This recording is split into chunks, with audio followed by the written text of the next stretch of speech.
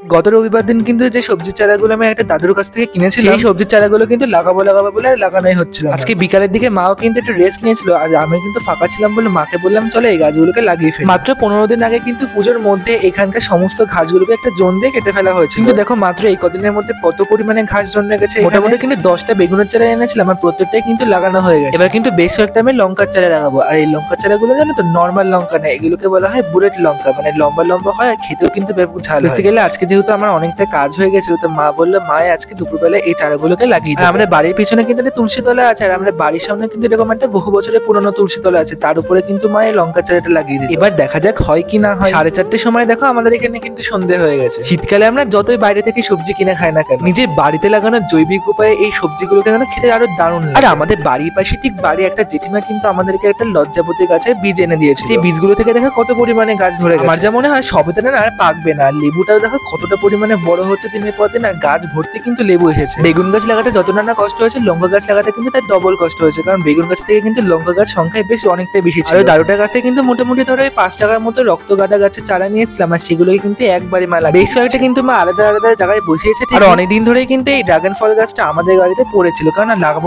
বলে কিন্তু টবের ভাবে লাগানোই হচ্ছিল না, তাই মা বলে আজকে লাগিয়ে দেবে। আর এগুলোকে কিন্তু কেটে কেটে মা মোটামুটি লাগিয়ে দিয়েছে। পরবর্তীতে যখন গাছগুলো বড় হবে তখন কিন্তু এই পুরোনো তুলসী মন্দির থেকে বেরিয়ে উঠবে।